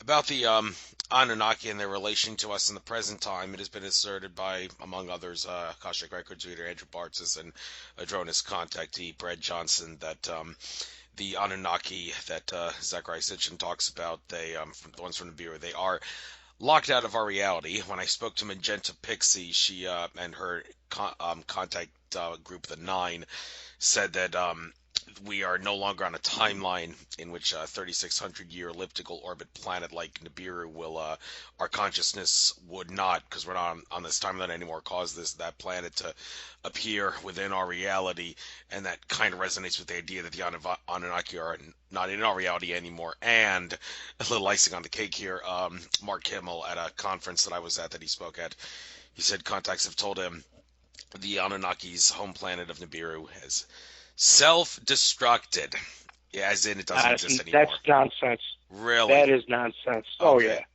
Matter of fact, when I met the Anunnaki, from my viewpoint, this is because I met them face to face. It isn't someone getting information from channeling or anything. They told me there would be another celestial object visible in our skies very soon, and it won't be a question to anyone then. They'll go, wait a minute, is that planet inhabited? Hey, wait a minute, isn't this what they've been talking about on Ancient Aliens? Wasn't on then, but they said it'll lead people right to Zachariah Sitchin's work. And I know Zachariah Sitchin too. It pisses me off, by the way, that people have thrown him under the proverbial bus. I can tell you from the NSA insiders, highest level of intelligence on this planet, they said Zachariah Sitchin was more correct than he even knew, or his son. I don't know how his son got thrown in there, but that's how it was communicated to me. But they said every single time, no matter what information is being brought here, it's going to be filtered through the individual that's bringing it through. Now, what I can tell you is the Anunnaki told me that Sitchin was inspired by them to encode his work. It's for those that it's intended for, it will spark cellular memory in those individuals that read it. And but again, the Zachariah Sitchin telling of it has no dimensionality aspect to it whatsoever. So it's a really watered down version of it. Doesn't mean it's wrong. Doesn't mean he was deceitful. But in this reality, it's about as accurate as you're going to get, except for the information I'm bringing to the table right now, because these insiders from the NSA have been working with the Anunnaki in technology transfer programs. It was Inky-side Anunnaki that met with Eisenhower in 1952, and that information is coming to surface right now. They wanted to help us get to unlimited free energy and a new golden age for mankind, but they pretty much said, we know you're meeting with the Greys and that we're not invaders. There's still time, but we highly suggest you do not partner with the Greys. That's exactly what we did, because the Anunnaki had stipulations. They said you need to get rid of your nuclear power ambitions. You don't know what you're messing with. This is in 1952. And they said, you don't know. We can help you get to clean, unlimited energy that will not be so horrible to the environment. But our government just got out of World War II and looked at that like, how about there's no way in hell we're giving up our nuclear weapons? And I was told after the fact, this isn't known, but I was told by the head of the NSA that another stipulation was that they were going to install in 1952 what our government looked at as an Anunnaki kingdom here on this planet to help roll out this unlimited free energy in a responsible way. That hasn't happened yet. It's about to happen. But I asked this head of the NSA, I said, what can we do to get another offer on the table from them? Because obviously they're right. Look at Fukushima and look what we've done with nuclear energy. It's interesting, too, when you look into Stephen Greer's work and stuff of all the people showing that these UFOs have come down and made nuclear missiles go into no-go, conditions, or shoot nuclear dummy warheads as they're doing testing out of the sky over and over and over again. They keep sending a pretty stern warning that we will not allow you to keep going with this nuclear thing. But I asked him, what's it going to take to get another offer on the table? He said, Michael, what makes you think we didn't go into technology transfer programs with them right then and there? It just never was revealed to the public. It didn't go public. He said, where do you think things like ENS and LERM came from? Those are technologies Anunnaki assisted. LERM is light encoded reality matrix, and it's the ability to manifest physical reality at will. And I've released all these learning material to the world, by the way. Well, let me back up. The other one was ENS, and that's electrical neural sensing. And imagine Anunnaki advanced remote viewing. So not only can they remote view somewhere, but when they're there, they're not in observer mode. They can bring down another avatar to the location that. So if you were remote viewing an old West tavern, not only could you go there, but you could sit down and have a beer. You could bring in a new avatar with their technology.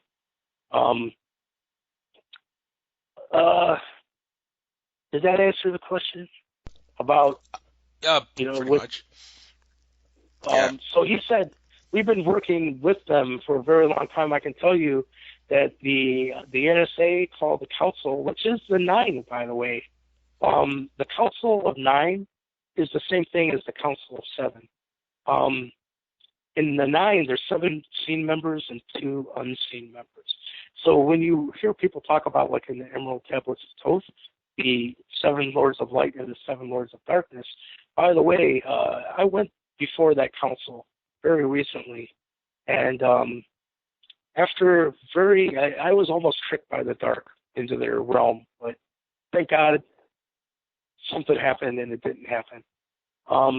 That's when the chief revealed himself. He said, Michael, I'm so glad you didn't participate in these flesh and blood sacrifice offerings, because Spirit looks at anyone who participates in these flesh and blood sacrifice ceremonies as prostitute. And he said, this is all about self-inflicted suffering from their own free will. He said, this is to weed out the ones that do not stand up into their sovereignty and follow the crowd up the crooked steps.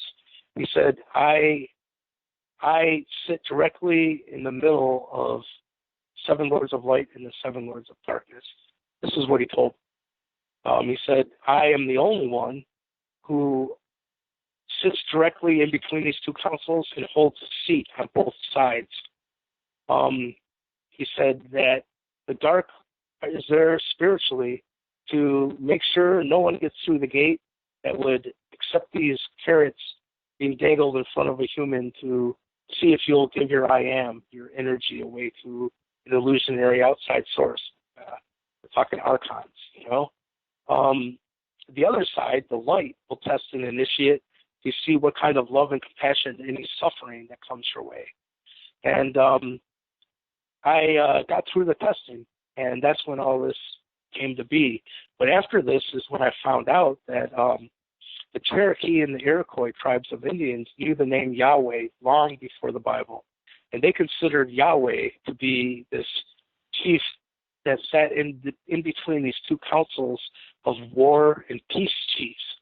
And that this chief was the only one that sat directly in the middle of these 2 councils and had a seat on both sides.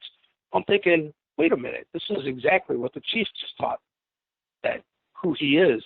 So because of that is why I even brought it up to him in the car and said, listen, Spirit's telling me you're my brother. Inky, oh my God, I'm Inky, you are Enlil, Yahweh. That's when he said yes. Thank you. A lot of stuff there to digest, but very intriguing, Yes. enlightening, and a lot of unknown dots there that I think worth connecting. But moving on here to this thing about James Gilliland for a moment. He talked about how there was a recent trial of sorts where malevolent Anunnaki were put on trial and asked to answer for the bad things they did to humanity, and I don't remember exactly what Gilliland said is the verdict, but do you know anything about malevolent Anunnaki being put on trial for their bad deeds of humanity within the past like several years or something? That ring a bell? Well, yes. What happened was, man, I don't want to, like, this is really weird because I feel kind of like a lot of my friends are involved with the ceremony, and I don't want, like, if one of them listens to it, I don't want to, like, but there's a Native American Indian ceremony called the Sundance. Are you familiar? I think so. Heard the term, yes. Sundance is, at the least amount, man, this gets deep, but that is the council. By the way, some people call them the Council of Seven, some people call them the Nine, and some people call them the Council of 12. Look at what we just discussed, that if Yahweh sits in between these two councils of 7 Lords of Light, 7 Lords of Dark, or War and Peace Chiefs, whatever you want to call them, but he holds a seat on each side. That leaves 6 members in light and 6 members in dark. That's your Council of 12. That council with the NSA of Anunnaki is known as the core team. And the core team is the part of the experiment. If you did this experiment to accelerate human conscious evolution, you would want some kind of council to see if your experiment was working. And this council has been known as a pantheon in Greece. It's the whole council in Egypt. They've been known throughout. As a matter of fact, Ancient Aliens did a fantastic episode. If your listeners want to check it out, it's called The Mysterious Nine. It tells how this group has been overseeing human evolution for a very long time. But guess what? During this whole time of evolution, it only takes one person to get through the gate. Because if one person does not succumb to the darkness and does not, they call it the state being a sovereign integral, not being so succumbed to the mass consciousness that you follow the mind control that is in place. And that was interesting too. He said there is mind control going on to get people to do what they do. And it takes a strong individual to not succumb to that. Because he said we're actually controlling these drummers beat per minute in rhythmic patterns to induce altered states of consciousness where people become more susceptible to suggestion. And, to me, it wasn't really difficult to say no to the dark side of it. But the testing of the light is even a little bit more hard. But for this Sundance, you know what? I don't even want to get into that much. Just know that the council was there, and I was brought in front of the council to represent mankind, and they stated that I passed the test. And in this time cycle, they said I'm the first. In the past, Thoth has. In the past, Abraham from the Bible was brought, and the whole thing. If you go down the dark path, there's 7 different layers of darkness. And if you get all to the end, it's child sacrifice. They'll ask you to kill an animal or kill your own child. And Abraham failed the test. The answer is no. You know what I mean? But it starts off really in simple things, and people start giving their power away, and then they're asked to do a couple more things that most people would go, hell no, that's horrible. But if they take the bait and they do it, then it goes on down the line. But since I passed the testing of the light and the dark, it stopped this whole cycle. And now the dark are no longer even allowed. I've met my sister now, like we were saying. Her name's, anyhow, I'm not going to reveal that at this moment. But she said, we're already in the 5th dimension.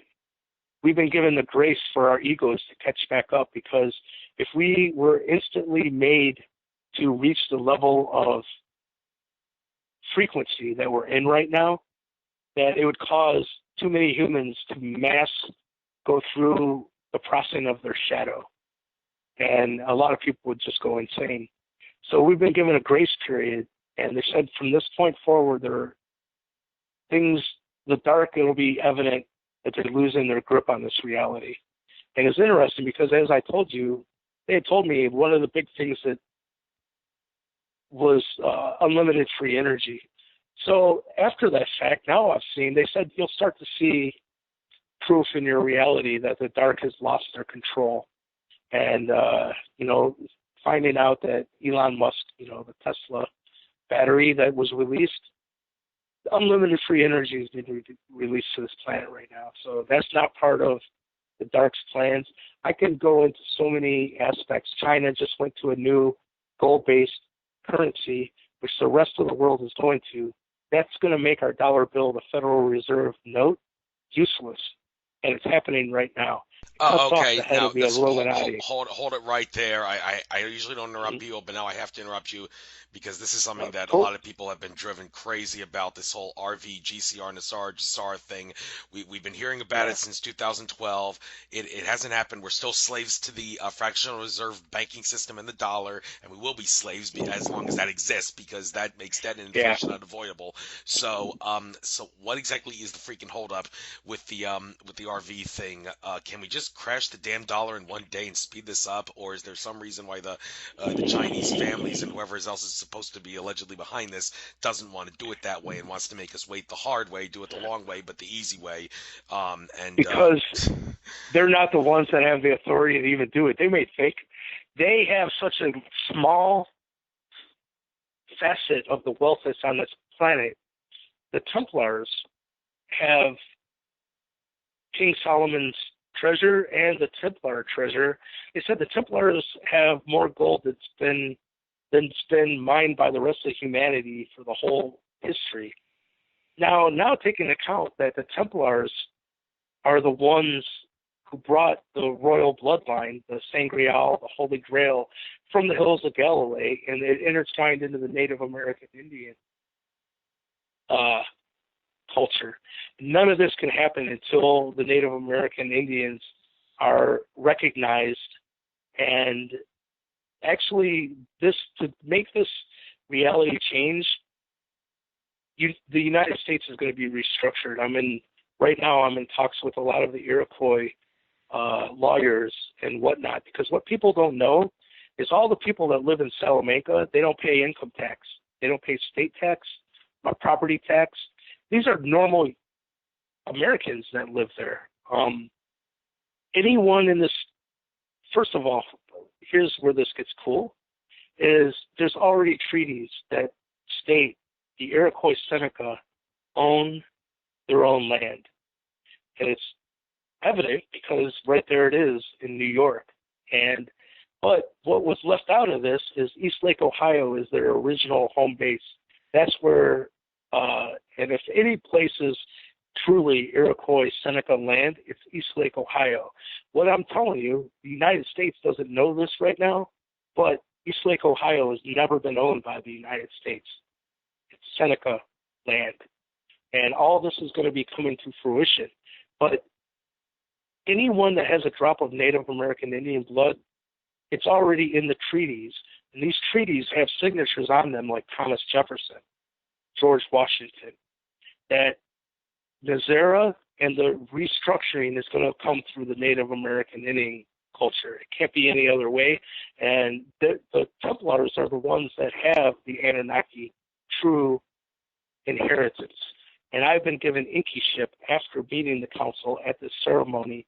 And I'm working right now. I know exactly what you're talking about. I've went and become friends with Dave Schmidt, and I've talked with them. I told them all along, though, these dragon families seem like a bunch of squabbling teenagers. So, no, I'm going to release it, and I want all the credit. And it's, I've asked them repeatedly, and I love Dave. He's one of the most enlightened people I know. But say, hey, you ask your sources what the Templars have to do with this, because I'm not hearing anything about Templars, and I know that's where this reset. It's a stack of dominoes, and one can't fall without everything being revealed. So, yeah. All right, one more thing, and then I guess we'll call it a night. Hate to end on such a disturbing note, but in regards to this No, subject, it's good, man. well, it is good, What but you're bringing up. but this idea of couldn't these things just happen instantaneously? Well, not necessarily. When I was at Conscious Life Expo this past weekend, Ted Marr, one of the speakers, interviewed him a couple times. Had a past life job with him in Atlantis as a part-time shop owner with him. It was said, and even Andrew Bartz Cool. confirmed that in my thing with him. But anyhow, Ted Marr was talking. Well, not him, but one of the speakers at Ted Marr's conference back in June of 2016. Edward Snowden planning to release documents showing the 9/11 truth movement was right all along, and here we are almost 2 years Oh yeah. since that person said that, and Edward Snowden has released no such thing. I asked Ted Marr, well, what's the hold up, and Ted made it clear there are forces out there that would not want him to say some of the things he could say to answer my question. He said, I would like to talk to you afterwards, and that's when everybody in the audience said, no, we all want to hear this, please. And I was forced at that point to say, hey, everybody, I'm sorry I asked this question. And Ted said, all right, well, the fact is the powers that be that still have some power would make heads roll literally and figuratively if Snowden released that information, and that's what's holding it back. It's not because Snowden thinks people can't handle the truth. No, it's because there are forces that will kill people if he does, and so that's the only reason that thing hasn't come to fruition almost 2 years after that guy said it at the conference. So, well, what we got to do, what do we have to do? So all these people that say, well, if this stuff gets exposed, heads will roll. You're gonna lose your heads literally and figuratively. We're gonna murder you and your wife and kids and all that. How can we stop them from doing that? Or is the only way there is no way to stop them? People just have to suck it up and say, well, okay, you're gonna have to kill my wife and kids because I'm not gonna shut up then. I'm just going to expose the stuff anyway, regardless of whether you kill my family or not. So, how You do know you? what? What? That's what Yahweh. We'll call him Chief Yahweh. He said the trickiest way the dark have to get you to enter their realm is through love and compassion, and that's a deep thing. But you know, it's very disturbing to me that right after 9/11, and it absolutely was an inside job. Anyone with half an open brain, it's it's common sense. But right after that happened, Bush had like a 99.9% approval rating, and everyone bought the lie. All Americans obviously look at the approval rating. So my point is that wasn't that long ago. Imagine 1 week after 9/11 if the Anunnaki dropped out of the sky and said, "Listen, you're being lied to." And simultaneously, you got these dark forces. At that point, they're still in play. They're not anymore. And that's going to become, right now, I know it's like you're taking my word at faith, but by the end of 2018, you'll see all of their temples fall. And Nazera is a reality, and I hear it is about ready to happen. It's just not what people think or where it will come to. But if 1 week after 9/11, there was a higher intelligence come down and say you're being lied to, but simultaneously you got them going, you're being invaded. They're the fallen angels, and it just wouldn't have worked. It wouldn't have been the peaceful resolution and the most ripple-free path from reality A to reality B, which is the new golden age. That's what they told me when I met them in 2008 for the first time. They said they experience time differently than we do. They said that the only way we could understand it is if we were doing an experiment on like a chimpanzee. Like we needed help, and we're going to take an animal that was right on the verge of self-awareness.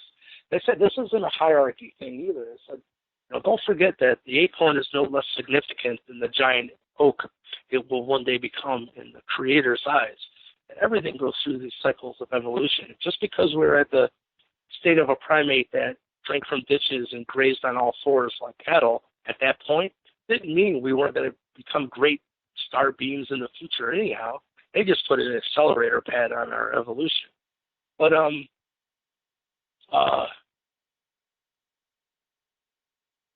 hate to put the blame back on humanity. They should not be so succumb to what Fox News is telling them, and we're being dumbed down, and people are taking the bait. And it's all going to come to fruition, because here's the deal. When your listeners go and watch that interview from John Alexander and on the Skinwalker Ranch, they said, what have you found out? He said, what we found out is it's definitely in charge. When this happens, and because we will have official first contact, there's nothing that these dark forces on this planet can even do. They have no way of even being able to deal with an intelligence that's multidimensional and can stop time, in essence. That was his own words. We learned they are in charge. So at this point, I've heard from some very high levels that up until someone got through the gate, which luckily I did, all it took, man, was being a decent human being, caring for your brothers and sisters. Anyone could have did it, but no one else there did. I can tell you, the end of that ceremony was pretty sick, man. I don't even want that. But just be a decent person, and no matter what is being presented to you, stand up for what is right. That's valor, you know?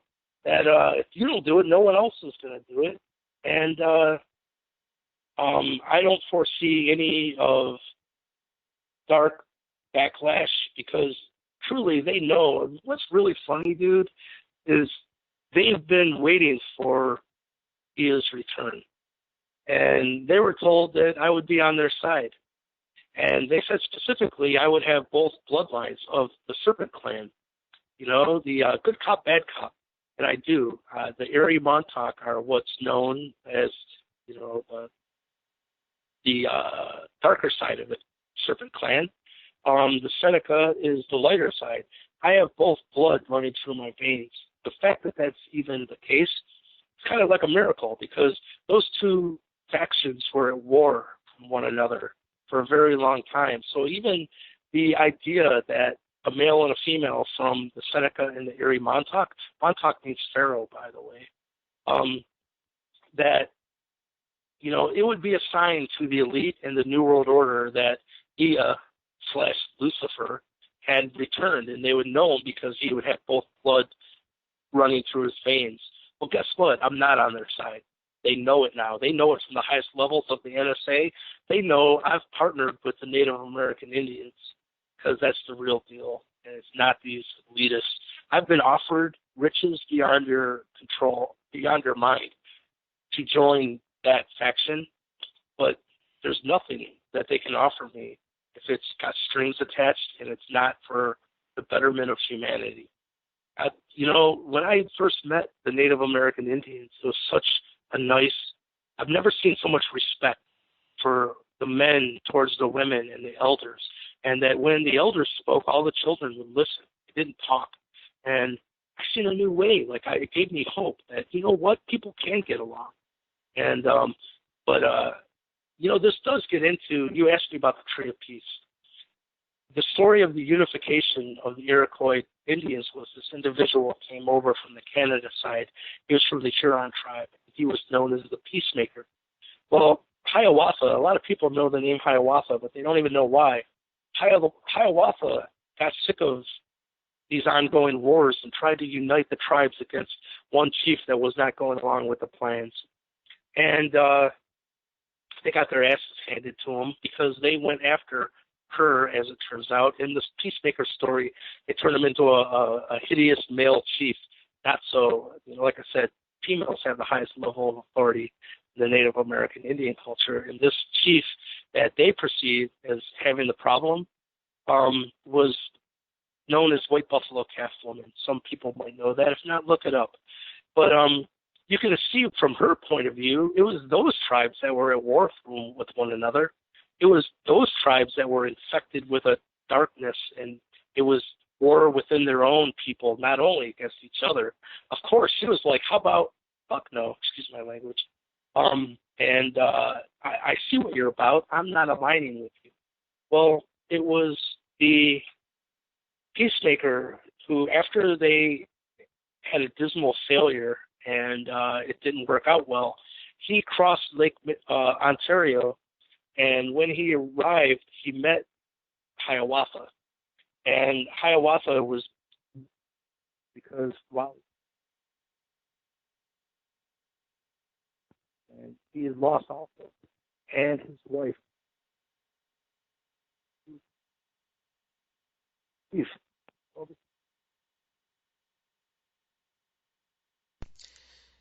You're breaking up. I can't even hear you now.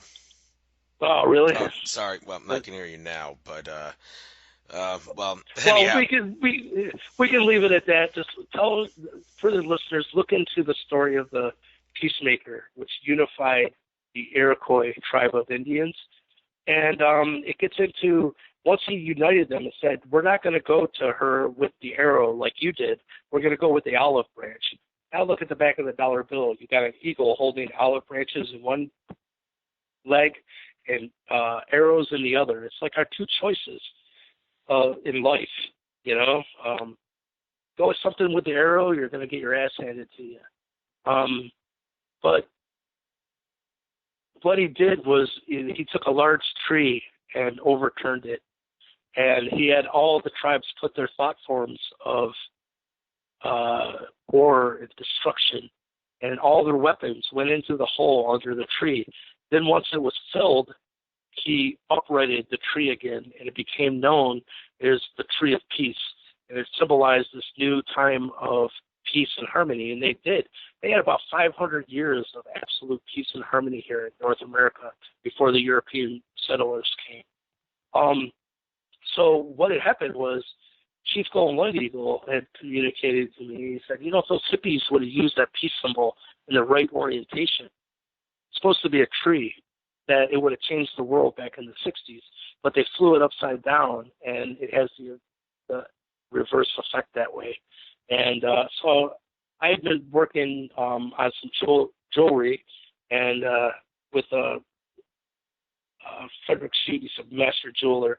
He said, why don't we bring back the Tree of Peace in its upright position and what it symbolizes? So that's I'm glad you brought up that piece because it's very, very meaningful to me.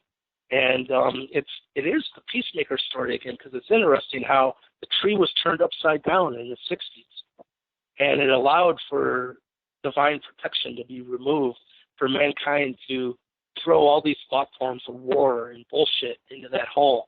Now the tree has been uprighted again, and it's symbolized by the Tree of Peace necklace. So we can leave it on that. Thank you for bringing it up. You're very welcome, and already past the 2 hour point, so what I say about lousy attention spans in human beings. But anyhow, it was very enlightening, very thrilling. I learned a few things myself talking about this, and I'm not really going to be traveling much this year, but I don't know. Chief Golden Light Eagles Conference, it's one of those things that you just want to go back to. That was pretty good, but Yeah, anyhow. he's having one in Roswell in next month, I do believe. That's, Well, take it if you can. well, if it's in early March, I can't go. I'm going to India for the International Yoga Festival. So, but anyhow, Fantastic. yeah. But anyhow, pleasure talking to you. Yeah, Maybe I'll same run into here, you soon, man. It's and good luck. been a joy. Take care Peace, now. brother. Bye. Thank you.